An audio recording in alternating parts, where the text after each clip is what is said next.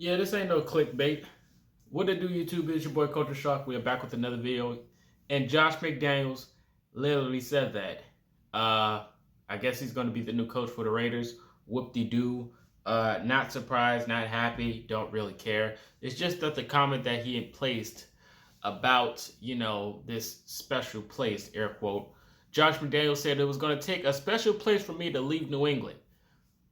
But if, to my knowledge, a few years back, Josh McDaniels took the job to become the Indianapolis Colts head coach. But he ducked and went back to New England and still remained to be the offensive coordinator. It's kind of weird that he said special place, so that means that Indianapolis wasn't special.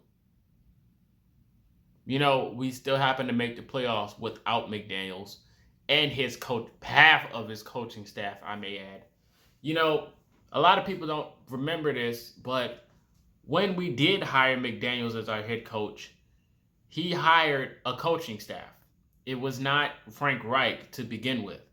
He hired, he went to go hire Matt Eberflus as his defensive coordinator.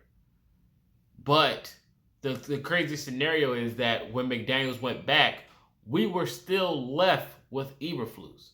I feel like Eberflus was a part of that deal with McDaniels. So the fact that we left him, and this is no knock, Eberflus did a pretty swell job with the Colts. Even though he wasn't supposed to be here to begin with, he still had top 10 defenses come with this team. So this is no knock on him. I'm just saying that McDaniels left him astray by himself. And now, looking at this scenario, Eberflus goes to Chicago, and we lose our starting safety coach, our safeties coach. We lose James Rowe, our DB coach. We're losing all these guys and falling over the place, starting with Josh McDaniels. So now that he's talking about this special place in Vegas, which is with the Raiders, which happens to be pretty much a road arena because every team that plays them pretty much is rooting against the Raiders. There's not a lot of Raider fans in that arena. There's more road team fans than there are home team fans. So how could this be a special place?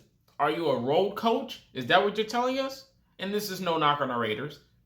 Yes, you guys beat us this year. Congratulations if you guys see this video. I don't care. I really don't. This is talking about your new head coach, all right? This is about McDaniels. This guy that went 3-9 and 8-8 as a head coach. We're talking about this guy. The guy that is pretty much a puppet in New England because I feel like most of the work, not his job, I feel like Bill Belichick had a lot to do with that. I think he was just taking notes. On credit, if you watch the I Am Athlete or the podcast with Brandon Marshall, he talked about how good McDaniels was as a head coach. He just said the players didn't listen to him. Now, maybe this has something to do with the Spygate. Most people said, if you look at the podcast, I don't know which episode it was. I can't really remember. But he talked about how they so-called were cheating because he knew everything that they were going to do when they played their opponents and they just didn't execute. It's kind of crazy how that works. But, hey, that ain't my business. That is not my business. I'm just saying, watch the podcast. I don't know which episode it was. I forgot. But it is one of those episodes. Him and a former Bronco, they were on a podcast, and they were talking about, the success McDaniels could have had, and maybe people thought that they were cheating. But, hey, if the players said it, I'm going to go with it. So I don't think they're going to have success as a head coach as the Raiders. Now, of course, Raider fans or Patriots fans might say, oh, this guy's hating because he left Indianapolis astray because they suck anyway.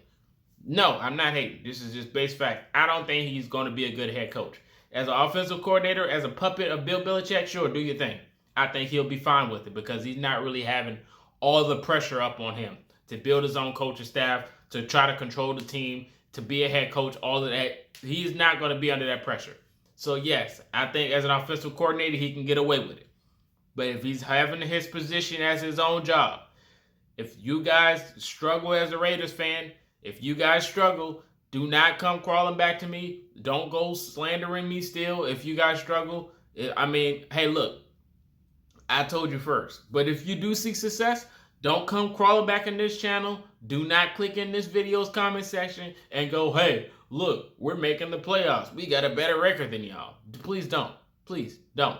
Because he's not taking any credit. I'm not giving no credit to Josh McDaniels because it's not going to be on him. It's not. I feel like none of the success that he's seen I don't think he had anything to do with it. I just don't. I don't see it. I think Bill Belichick is a mastermind, and a lot of the efforts have to come from either Brady or him himself. You can go 50-50 with them two. You don't give no credit to McDaniels. I don't. I just think he's an ear-to-ear guy. I just don't see the success that everyone sees behind McDaniels. I'm just not excited about this guy. I don't see it.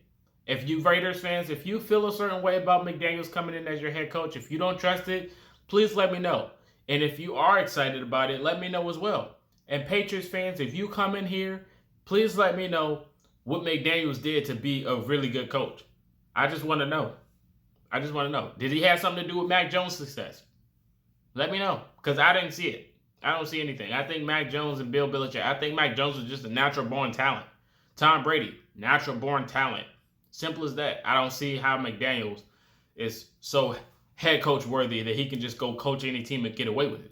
Because he left Denver because he stinked.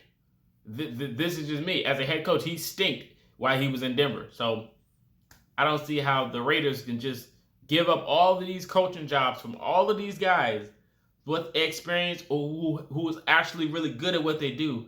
They throw it all the way for Josh McDaniels. That's scared of commitment.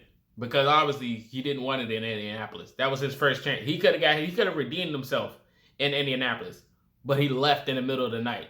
He didn't want to do it. He got scared. Moment got too big. He left. That was his chance to redeem himself.